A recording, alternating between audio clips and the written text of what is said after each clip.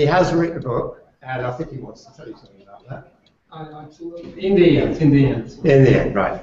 And the title perhaps doesn't give very many clues to what Igor is going to talk about, but you'll probably have picked up that it's about fault tolerance, fault-tolerant computing, which Igor knows a lot about, okay? And if I just briefly read, he graduated from the Moscow Power Engineering Institute. He then worked for the Russian Academy of Sciences, consulted with Boeing, Airbus, and Sukhoi. They make helicopters, don't they? Yeah. Yeah. And there's a lot of computers in those machines these days, aren't there? And it is a bit safety critical, really. So fault tolerance sounds good. Yeah, we all have to be fault tolerant. No matter who did this fault, us or government or whoever it is. Yeah. Yeah. So I think we've got an expert on this subject. And without further ado, thank you, Igor. What do you want me to do? Yeah. What I want you to do, I'll turn that on. Put it. And we'll just put it in your pocket. And we'll stick this on here. See, it's okay. It should be right-handed, right? If there's no Okay. painful, Just speak and see if we hear. 1, 2, 3, 4, 5. Can you hear? Are we getting anything out of those speakers? Better? 1, 2, 3, 4, 5. Enough? Better. I can shout, guys. That's good. That's good. Right. It's actually a story of 30 years work with fence and parrying up and down. How we're going to do computers for the future, and they're always the same question. 30 years ago it was the question, and now we have the same question. How we're going to do computers for the future, and what kind of properties we need to have, what kind of properties we don't need to have, and can we just drop sentimental values like Intel 8086 instruction set and move forward, or we stick with this, and how we collide with sentimental values and future requirements from computers. Okay, and this all comes from summary. Thanks to my free PhD student, Thomas Schagaev, this, you know, Nicholas Wirt. I believe you know Nicholas Wirt. And he was working with me in the project, and Thomas was some kind of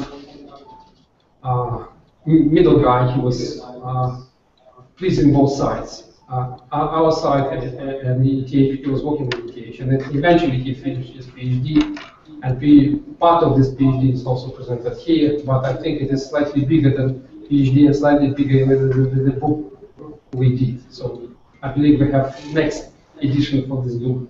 Thanks to Jeff, okay, because the story behind this in 3 seconds. I sent him a mail. You were not seeing you Igor. I said, look, I'm doing book. Send me a book. I sent him a link. He bought it, and then he's silent it since March. And I said, okay, it's probably he doesn't like it. Then in the end of July, he's saying, actually, I like it. Could you do something for us with this?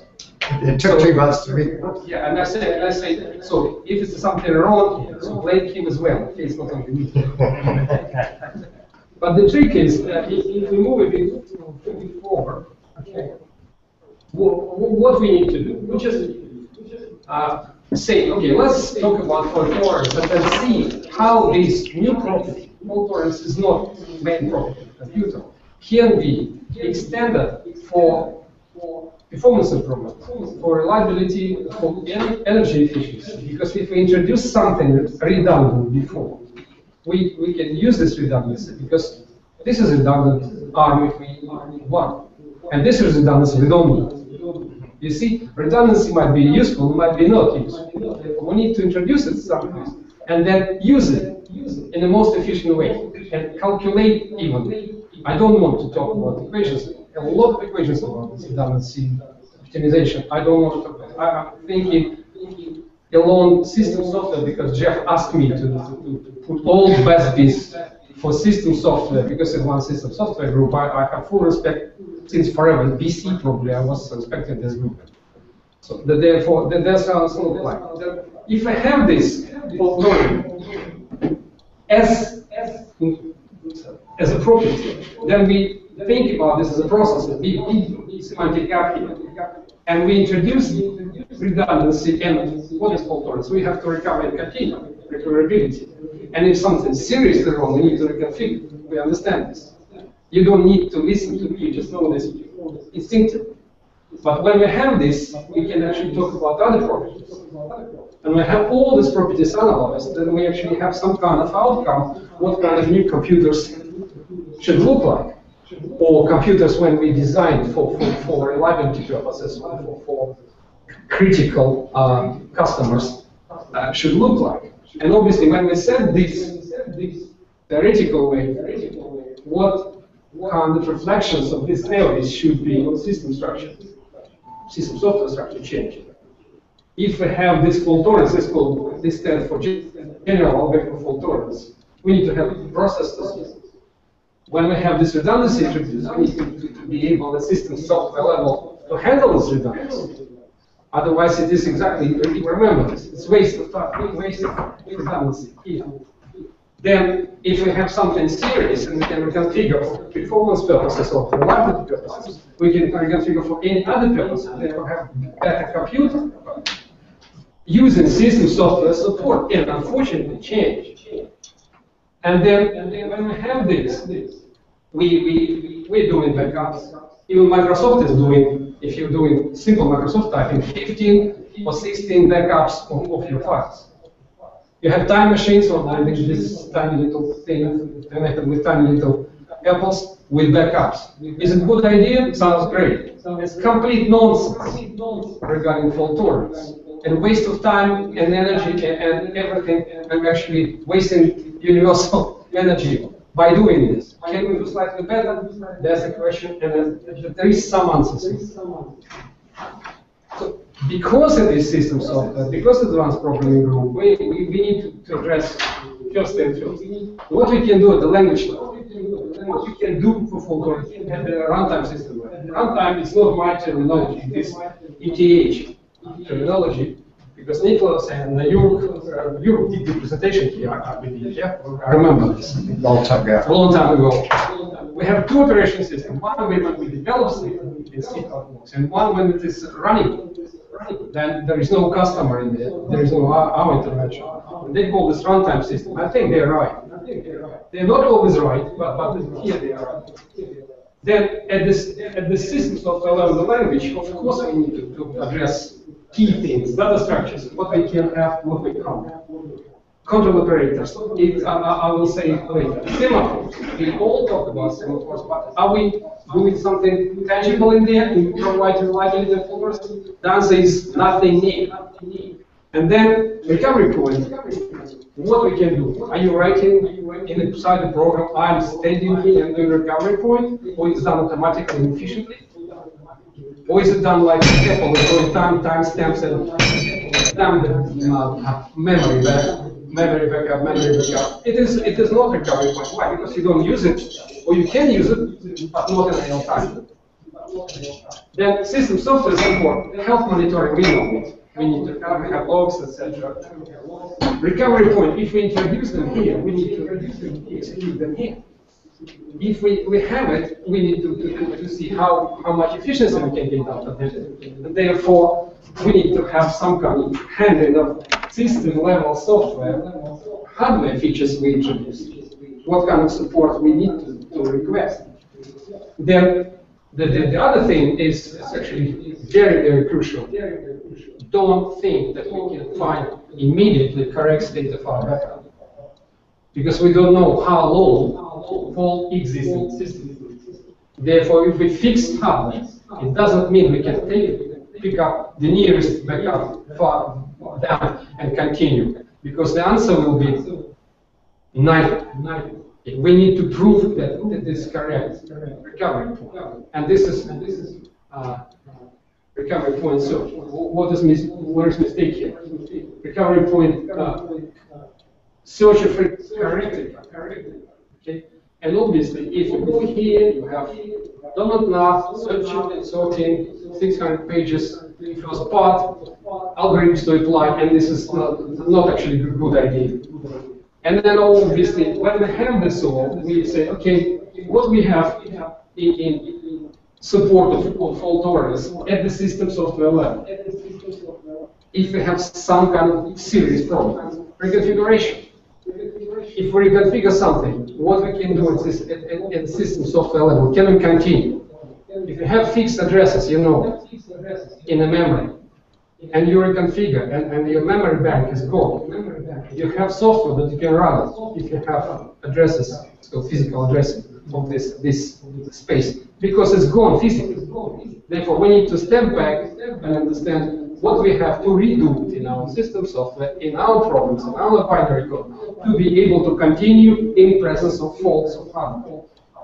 And that's essentially critical applications. All of them require this.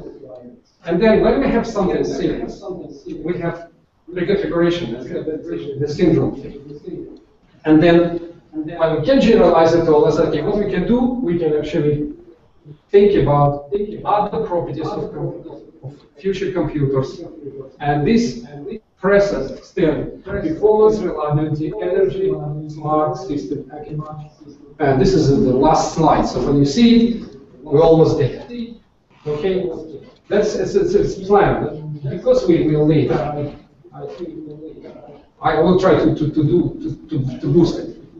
Redundancy, if we say theory, it can be applied everywhere. But if we talk about computer science, we need to introduce it exactly. We talk with team holistic principles. We just talked a few minutes ago. Must be as simple as possible.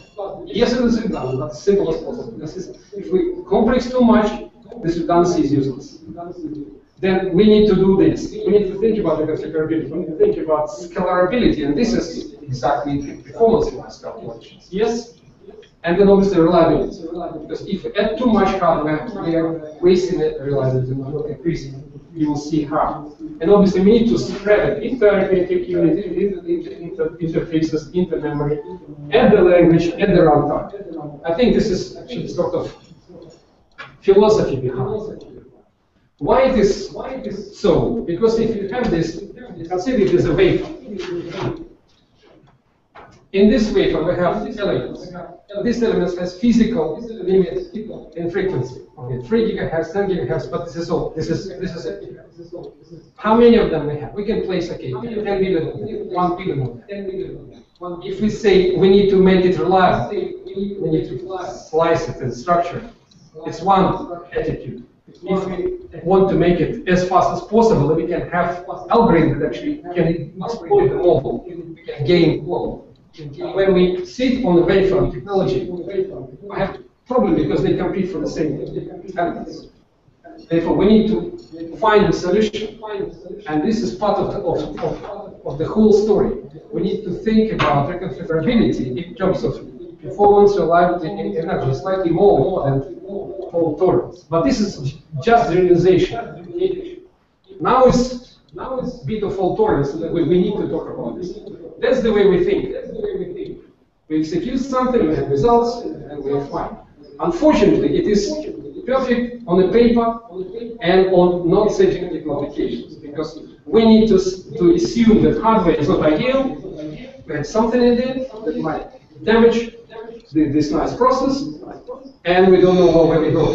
Therefore, we need to say we have reasonable understanding what the faults are, and we need to have model that will help us to deal with these faults.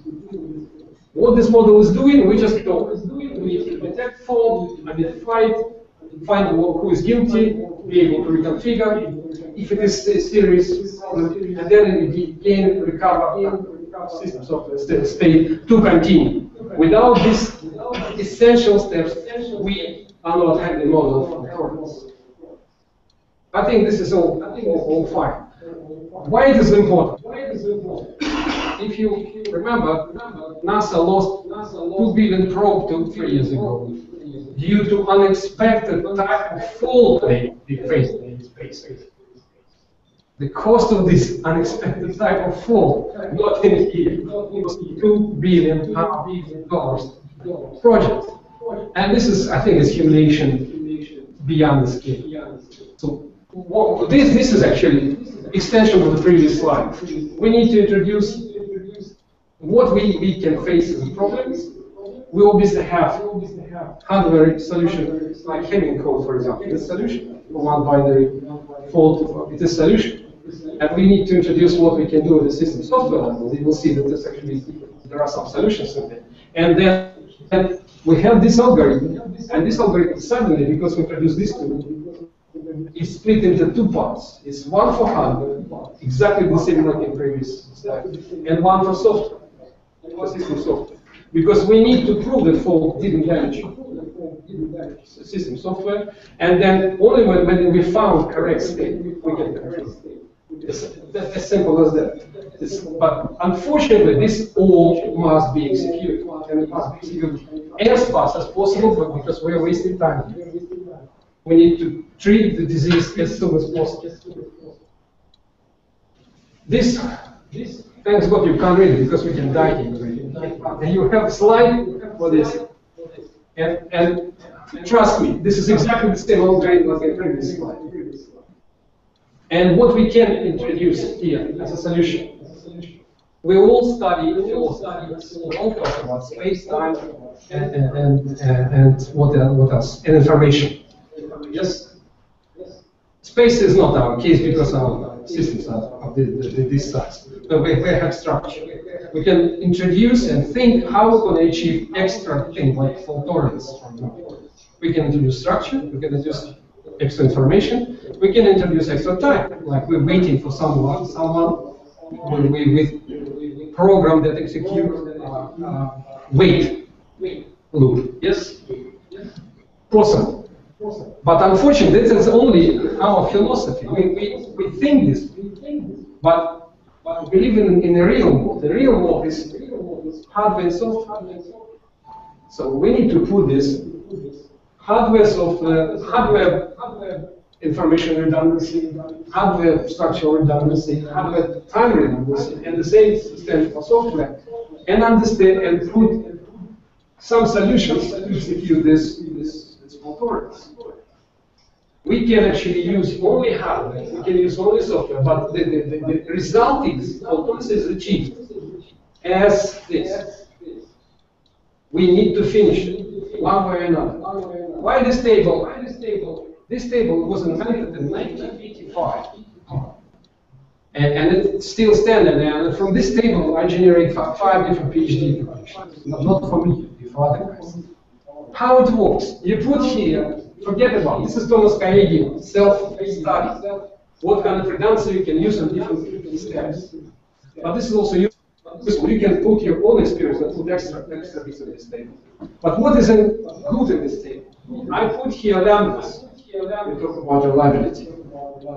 And before we even start design, we know how much reliability we can gain from this solution. Then I put cost. And your financial directors will be more than happy to see that you have a project that actually provides reliable system within the budget. Then you put power consumption, and again, execution tells you that you are exceeding or not exceeding emission for power consumption, because on satellite you have critical power sources limited, and you're not actually allowed to do it as before 55 different computer systems working together to make one decision. So therefore, this is actually a working table, surprisingly good. And then that's actually it's a kind of framework for thinking. That's why I'm quite happy. This is so well exploited that we actually went to safety, not to and we actually extend this table to safety. Therefore, it works for me, and I think if it works for me, and if Jeff likes it, why don't we just push it forward and apply it somewhere else? And that's how I'm encouraging you to think about this and make further steps. And my very pessimistic opinion about ontologies, it must be mentioned in one sentence. Ontology is 2,000 years old, introduced by Aristotle to define something. Graph, algorithm, and redundancies are framework that predict behavior. So any good theory should have power of prediction.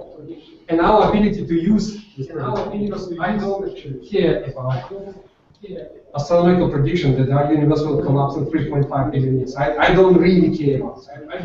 I want to use it. And if I can use it, this theory must be useful for me. Now we go. Is anyone seriously using ontologies for this purpose, and how would they do Look, it? I went this okay. You interrupted me, okay? I went this. Are you asking the same questions? I went to Vegas, World Conference, 3,000 people. Guess what? Computer science, 150 papers. 50 of them about ontology. For God's sake, 2,000 years later, we still talk about ontology. Guys, we need to predict and implement. So, just. You could predict that. No, I think I pressed the button. But the trick is, when we talk about fault tolerance and we talk about the system, first thing your customers ask you, life expectation, performance within the limit, and reliability within the limit. And we need to survive within this gap for the rest of the life of the system. Then we are fine. If we don't, we fail specification, and then if you ever talk to technical people, they don't even listen to it. Because you must provide this performance and this reliability at the same time. So therefore, how are you going to achieve it? With hardware maturity, you can't do this. This is naked system, reliability system.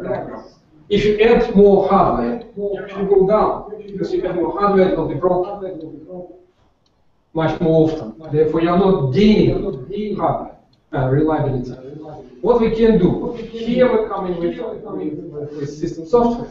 If we can tolerate malfunctions by system software, we can jump with extra hardware over here. And the gap of this jump will be as big as ratio of malfunction to permanent fault. Anybody knows what kind of ratio we have at this particular technology level in silicon? 10 to the power 5 in normal conditions. And then 10 to the power 7 malfunction to permanent faults on board of aircraft and satellites. Therefore, we have million scale gain if we apply system software support to fault tolerance. And this is actually a good point for design of next generation systems. Any solution is possible. If a fault happen here, we have to reach guaranteed recovery. But if we can do it at the instruction level, it's one good point. But unfortunately, it's not always possible because of NASA case. I don't say that they are not smart. They didn't think about obstacles they might face. Meaning, for all our good solutions, we need to have something else to be able to tolerate bigger problems. Therefore, there is no one silver bullet that solves all problems in reliability or in fault tolerance. There are sequence of steps or sequence of solutions we can apply to calculate, like the graph table show, and calculate how much we can gain. But fault is always bigger than alpha.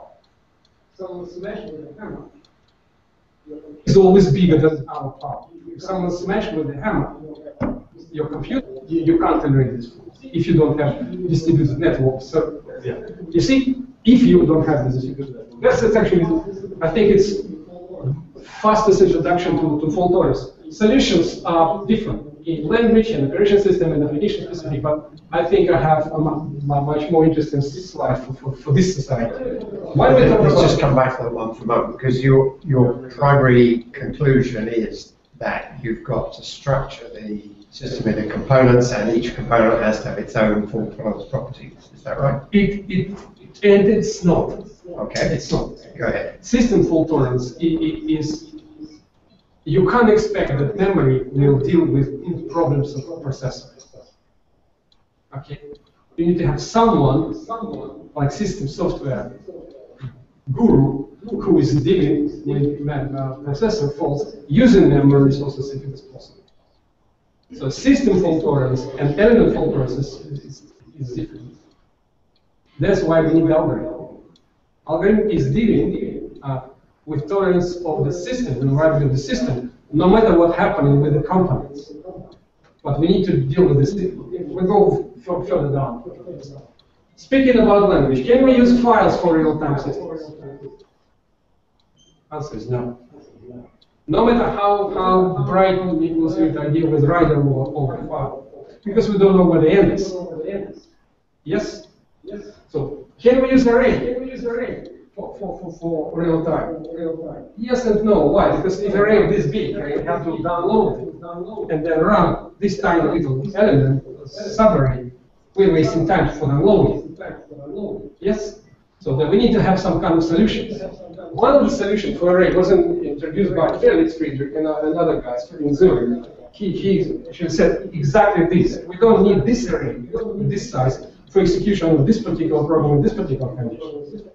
We need to save for every iteration only subarray that we can access. And this is what is saving up a lot of memory. And how it is useful?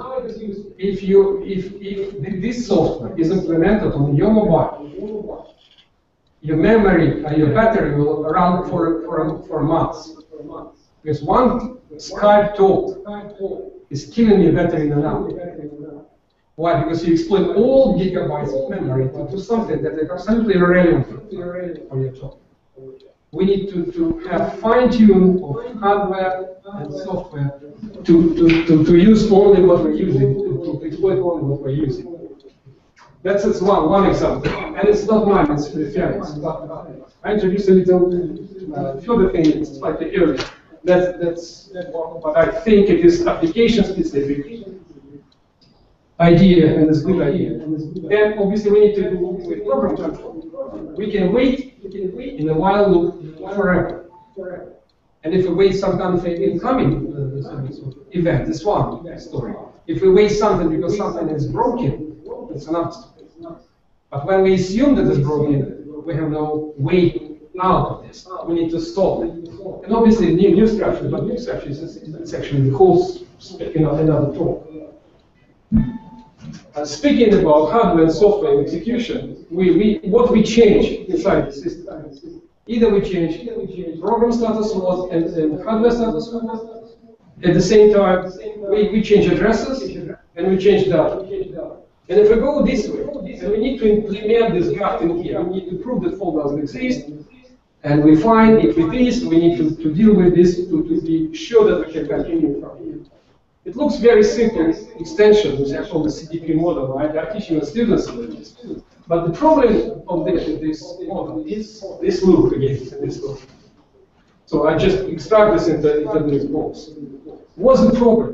The problem is very simple. If we wrote it as our program with a loop, it's our fault if it is not working properly.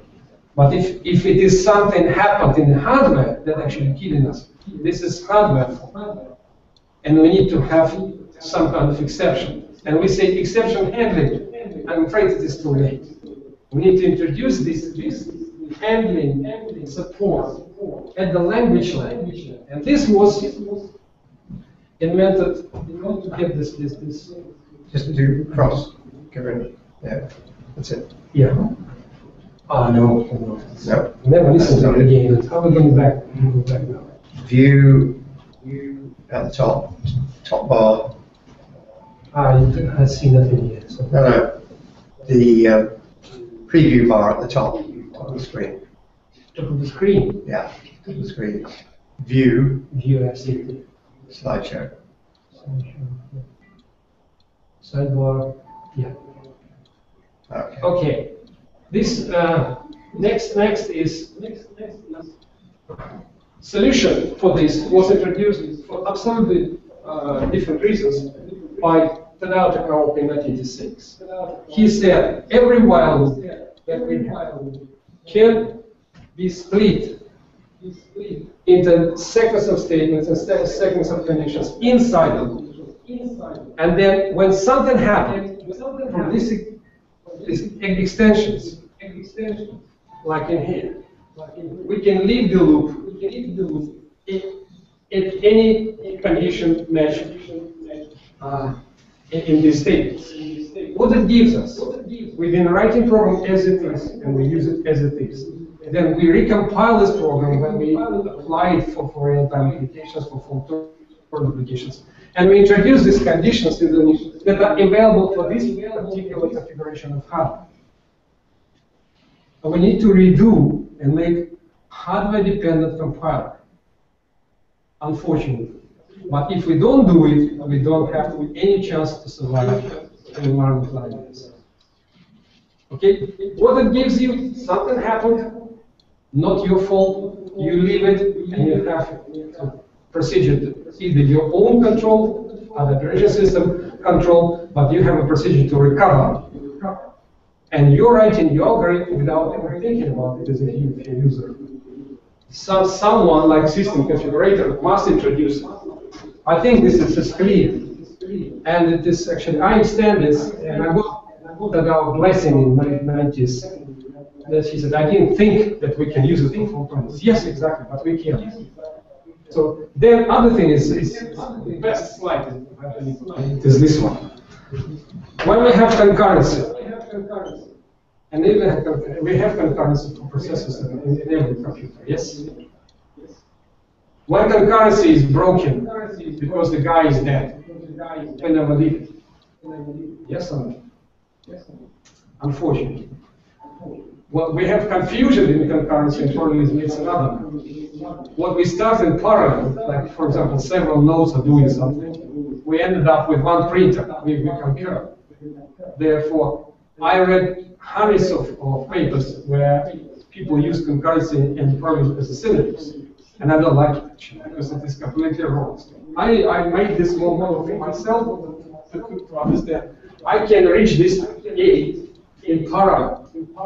And I can leave this A in parallel or one-off, and the one-off it is concurrency. And when I reach it, this A together is N. And this semantic separation is actually real, not this. But the biggest problem is coming, or we're facing, is when we have someone who is in general so crazy charming, holding the train handle and doesn't leave it, and train goes to hell. That's the situation. And I don't mean government. I don't mean UK government. I mean one particular case in critical applications. We have problem and someone occupy critical resources. And this guy is not well. What we have block of the system because of the guy. Yes? How are we going to survive? We need to teach this math driver in this slide. It's actually his other name, his last name is Diamond Philosophy. Remember this. We have. Who is not aware about Diamond Philosophy? No hands. You see, so we sick with this spaghetti. Yeah? So we need to teach this math driver politeness, not only for his own sake, for our sake. What it means, he must, if he sits in a critical section, he must return all spaghetti, put all forms, and say, guys, I'm dying. Not like tandem, if you ever read tandem description of it. You definitely know this from my design. A live message of the system. No, it's dead message. Guys, I'm there. You leave everything tidy, and you die gracefully. Then what system should do? System should say, okay, we have 25 philosophers here. One is dead. Therefore, next voting procedure will be 24 philosophers. What's the point to count me if I'm not alive? The system side, this two-story, okay? There, if the guy called himself there, it's not really true. It might not be true. Why? Because actually processors we are talking now at gigahertz, nanosecond, 100 nanoseconds. And one malfunction, when aircraft is reaching 10 miles above the surface of planet Earth, one malfunction lasts 200 milliseconds. Meaning, for one process, this philosopher is dead. But if we ask him to check his health 200 milliseconds later, he might be absolutely perfect. Okay? With the system, save the guy and set, I call this reincarnation procedure. Okay. System makes decision that you're dead, not you, because you might be sick and you might be treated. And that's okay. It's clear. You can write Java program on one page for this. We need to have support in hardware. Yes. What is kind of support? We need to enforce form to be returned back. This is not absolutely perfect example. Imagine this is 3 processes, not memories, but processes. Because I had this logic described. And if this guy is dead, he said, I turn my T, I call this T because T looks like T logic rotating, this way, and I switch off from the system. Only other guys are available to communicate, and I'm off. And then system will reincarnate this guy later when it made its decision. It must be hardware support. And what is it? It's multiplexer with semantic. It's one simple multiplexer. And how I call this all fault tolerant semaphore? Have you seen something about it? No. Nobody is doing it. What we have as a solution, 500 millisecond waiting, if we have concurrency problem. For nanosecond range processes, we have 500 millisecond delay, and we count as a solution in a break. Sorry. So we're not doing right. Other thing. I think this is one part of the story. Other thing. When I'm doing something, I need to prove that I'm fine. My program is fine, and my hardware is fine. We know how to do it. We're patiently waiting, like idiots today, when Windows will be starting and working. What is it? Testing of hardware. And we wait this testing, and it's not. It is very optimistic. It's not that low. It's much bigger than the program. And then when we run the program, we need to run another test and say, okay, there is no permanent fault. Okay. We guarantee that there is no permanent fault. What the problem is, if something wrong happened here, and we got no function, we produce fantastically perfect wrong result, and we prove that there is no permanent fault, and we believe that this result is right. And this is scary. What we need to do, we need to run 2 programs and compare. Then if something won't happen here, we can detect. That's also clear. Then combination of these 2 can tolerate hardware faults, permanent and malfunction, without even hardware intervention. We can do fault-tolerant programming on single PC. But redundancy, you understand, this is more redundancy. Is it a good solution? It is a solution, but it's very similar to this concurrency solution. It's too much, but it is a solution. Can we do better? The answer is yes. We have time slots for tasks. We have tasks on different hardware. We can add tests in here, and we cover different hardware within time slots by tests. What the good out of it? Because we don't even feel it. Here, on previous slide, we have different modes. Testing mode, program, testing mode, comparison, testing mode, programming. If we put these tests under control of operation system at the different hardware, we can actually do it invisible for the user without moving away from real-time mode. Are we doing this? Answer is no. Why? I don't know. The problem we are facing is for task-based testing introduced inside the system, operation system, is this. When the task is pretty long and occupy the whole time slot, we can't guarantee any results in terms of reliability and verification. We need to stop the task, unload it, run the test, load it back, and this is much more situation, you understand? So therefore, the algorithm about handling, when it's possible, asynchronous testing and synchronous testing at the level of task is well published, investigated, and we have 11 pages of proper algorithms in a book and in publications. You don't need to buy a book. So if you want to see it, take it, and if you use it, I will be more than happy. If you just put it in action. This is about tests. The next thing, we got malfunction. Let me just come back to that. Because the redundancy, you should be in a sequential process, but you presumably would often do that with concurrent processes. Yeah? And is that okay? That you run the program on this bit of hardware, run it on this bit of hardware, compare the results? Yes, you can do it. You can do so it. That's voting. Yes, you can do it. Yes, it's voting. It's voting. Actually, if you be patient, this is check. We don't need to compare the whole time. We can compare only trick times. But it's good enough results. Yes. Sure. You're right. The last thing is okay about this. You don't know the last, but toleration of malfunctions that are much more functions by backups. We know we can do it. We have time machine on every application. Okay. What else we can do? This is time-wise backup. This is information-wise backup. Meaning, if I have absolutely perfect computer and have the system software promise me that it's fine, it can ignore backups. Possible? Possible.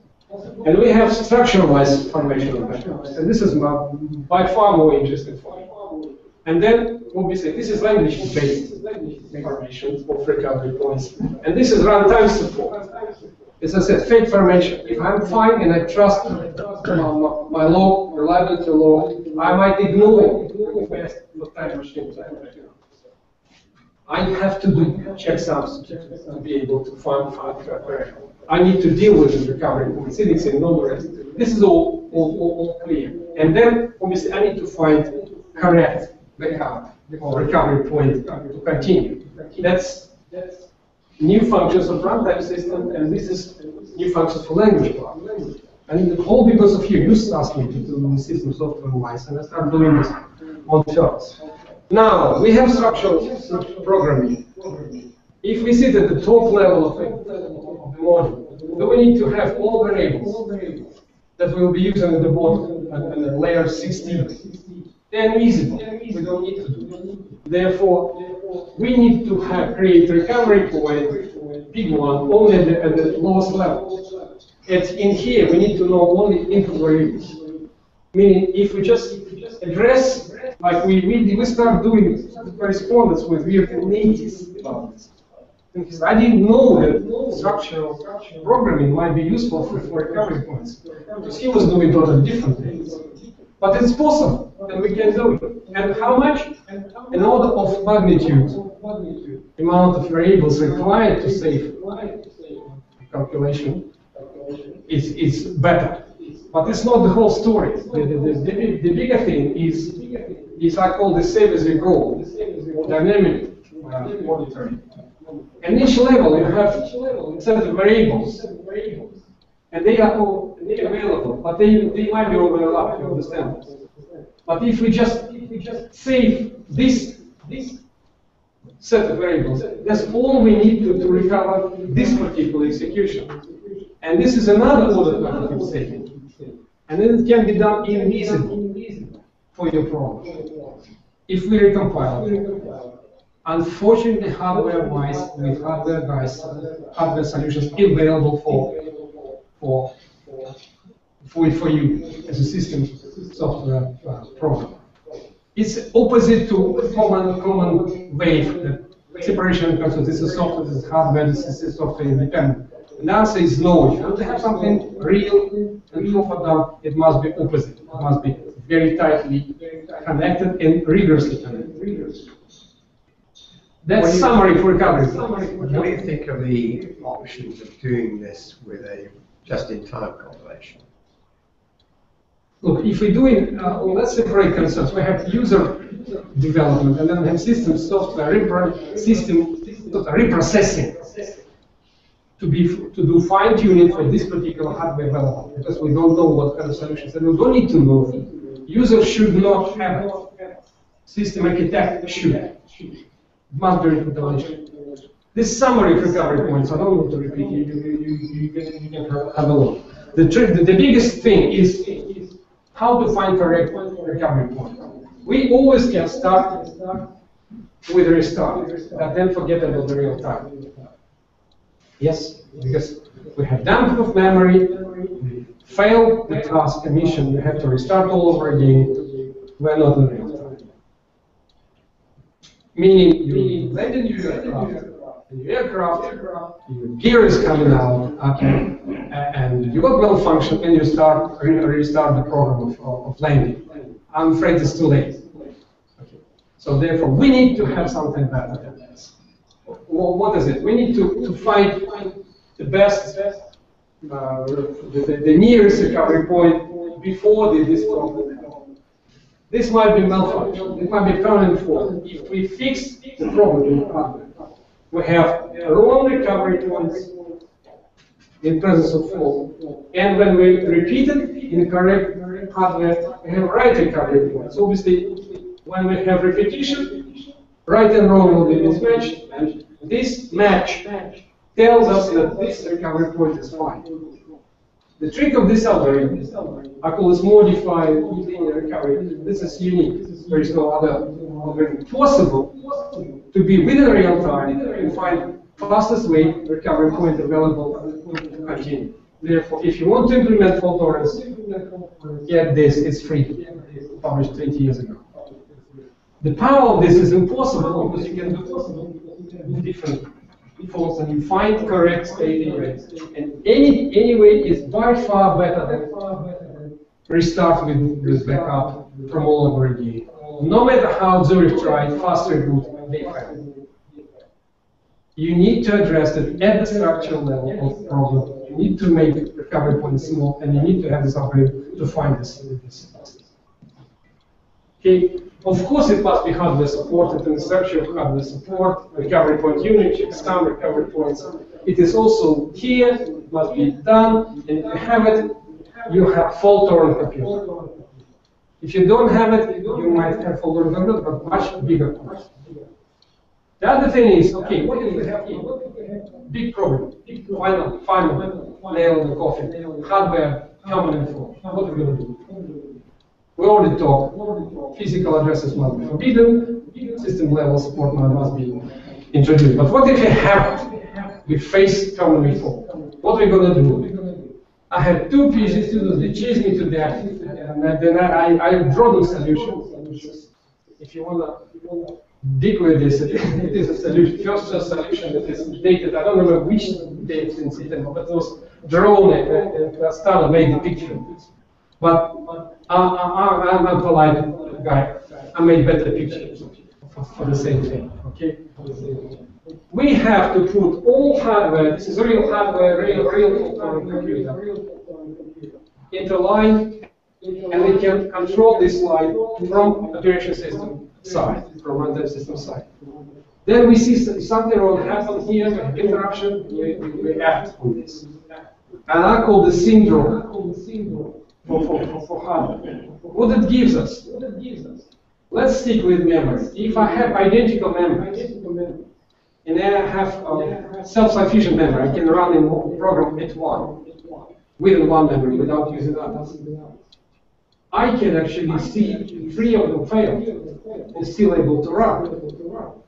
In terms of reliability, it's actually magic.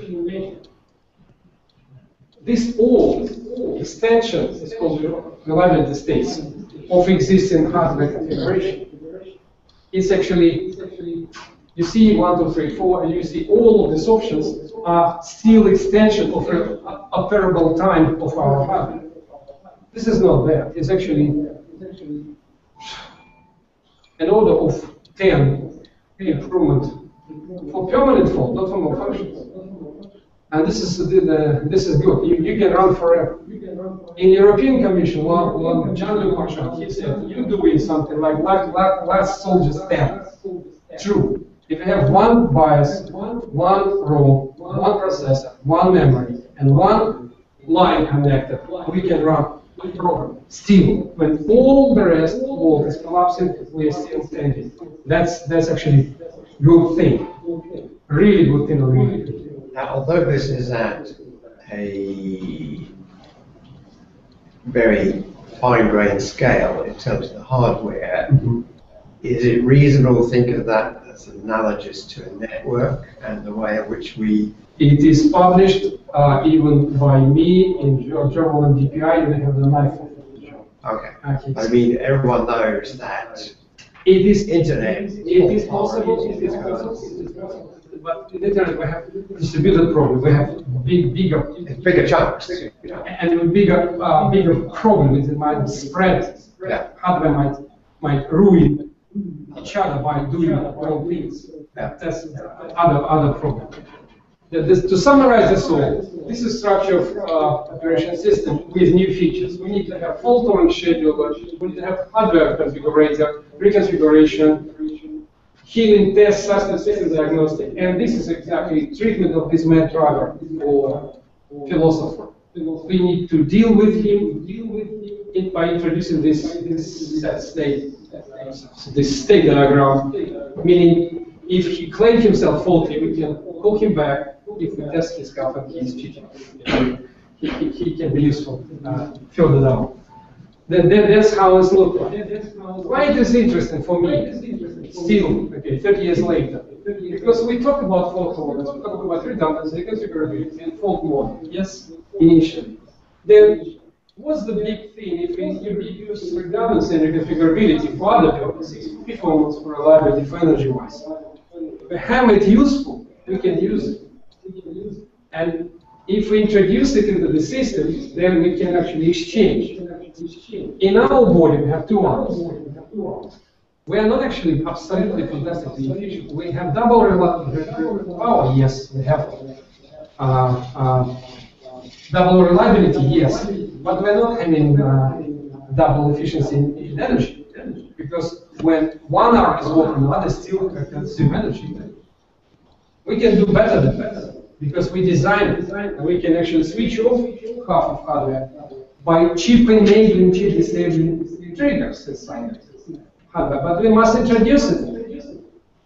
And then we can have systems that will be working as the next generation computers. Efficient. I'm pleased to see that we have to recharge our mobiles every day now. We can run 6 weeks on this if we have wise system software and wise design of hardware. That's the application. How many mobile computers we have? 3 billion. Okay, and that's what is the future. See, I promise you, green successful slide. We have performance, reliability, energy, smart system architecture. That's the future. That's why this talk, I agree to this man. Okay, we can talk about this because we can see about next step. Not my history. Who cares about my history? But this is actually interesting future. Book, if you want to see it, is in here. Papers about this are in here, and Thomas Peggy and other guys. And all these people were involved in this research. I can't say they were not. Pictures done by 2 students, best pictures of this presentation are not mine, they're theirs. So, Professor Chen is publishing this book in Chinese. If you fancy, I can send a draft free. Russian academy is doing this in Russian because it's never been done. He is doing this in Russia because it's never been published in Russia. Never been done. It was approved by me. I don't know how far.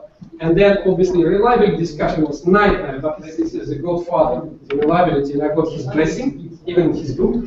So reliability bits are crystal clear. And Felix Friedrich advised me on GLM. Credit to him. And that's it. Whew. Well done. Well done.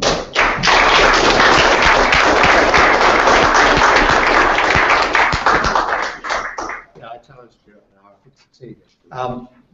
Right, questions? Igor? To what extent are these techniques actually being used in real aircraft and other safety critical systems You today? see the board. The board is recently made by my guys. And this board does actually exist. The board? The board, yeah. In the lab? Yes, in the lab. I have it here. One is in China, another in Moscow. I have 3 boards we made. And they are slowly funding almost zero. We are slowly developing further. Compiler is developed in Zurich for this board with some bits in here. But this is right now. So triplication and handling of hardware done for satellites in good old days in Soviet Union. Okay. I don't know, it's Ukrainian satellite right now. I don't know how it works. But what is good, they still send me some gifts, meaning it's still working. Because Ukrainians are not sending you gifts anymore. And guess since when? Since 1985.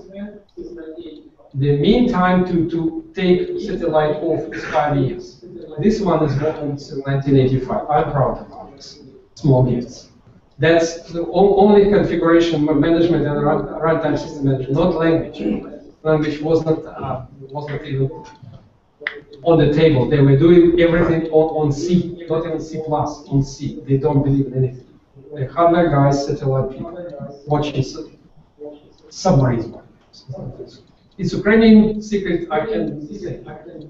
That's one story. The other story is system software.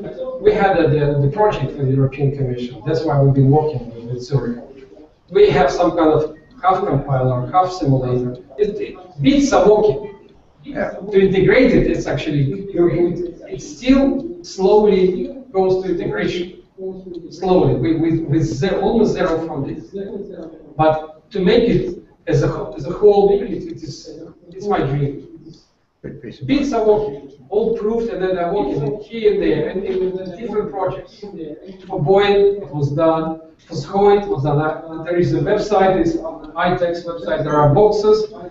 I don't know who is doing with these boxes, but the configuration management is done.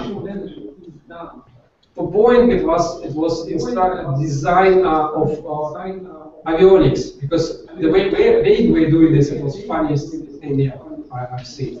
And I think I improved them a bit in 1998, 1999 to make a resilient hardware. Why I think I improved? Because before the UAV was flying 300 miles, now they're flying pretty far. And that's why I was invited. So power optimization is... Yes, as power and malfunction tolerance, because they were doing everything with hardware. And hardware is not working. You have millions of malfunctions for one terminal fault. You kill the system if you have hardware redundancy. You just can't survive. So this was some kind of contribution for 6 months for them. So different people. So I tried to convince Airbus to redo avionics, but they said, yeah, we hear you, but it's very costly. That was consultation for them. Yeah. So that therefore, I don't know how much they absorb. They didn't sign non-disclosure agreement. There is a hope that they're doing something secretly. That's on the outside. More questions? Go ahead. Hi, Igor. A few slides ago, you had something about structured approaches. I was wondering whether you were considering something like the concept of program dismemberment with recovery points embedded in the dismembered sections. What is this? Can you explain dismemberment? Right. With program dismemberment, you've got a structure whereby you could have a hierarchical decomposition code with iterations and selections, but you know when you're going to make a call, you don't need the entire trunk. So you know where other calls are going to be. I think I know an answer. You need to introduce into your boxes these properties, because it is actually a question asked by chair. Do we have system fault tolerance or element fault tolerance? You see, we'll talk about you need to have a code that actually will be supportive in terms of requirement if it is required to be reconfigured. And so far it is not the case, yes? Well, with program dismemberment, you're only going to load what you're going to need, and then you load something else. It's very good for backups, yes, very good, but it must be explicit. But this is for running, not for backups. So that's exactly what I'm saying, but you can use it for both, but you need to have it explicit, because if a runtime system is asking you your module, what do you want? You say, I want to have absolute reliable execution, then the system will support you, or you just go as you go. You see, you need to have some kind of connection with runtime system, some kind of new flags, new interfaces, meaning recompilation anyway, so, to introduce new features. Guys, you don't have free ride. You have to recompile it. You have to redo it with new properties, runtime system, with new properties of hardware available and supported in language. You have to recompile. You can't be platform independent and reliable. You can't. More questions? Okay, right. We've got plenty of time to talk about this more when we have a drink. So I'm going to say thank you, Igor. Really appreciate you coming on. I have one announcement. All right, go ahead. And you gave me this. Yeah. The trick is, if you're interested in this, there is a journal called Electronics, and it's very picky Swiss journal. And they are doing special issue of fault tolerance and root. Who is doing networking? Anybody doing the networking? You're not doing networking in any way. So they're asking about fault tolerant routers. Do you have solutions for this? So if you have solution, if you send this to them, I promise you to have best treatment ever, because I'm invited editor for this particular issue. So if you're interested, this is your flyers. Have a look on this. You have only 2 months. If you have something to say. We have an almost fully booked issue but I promise you to do it if you grab this piece of paper.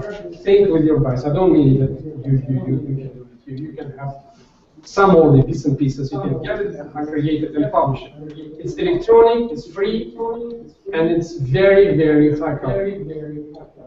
It's Basel or Geneva with support in China. It's translated in Chinese immediately. So therefore, you have your audience immediately.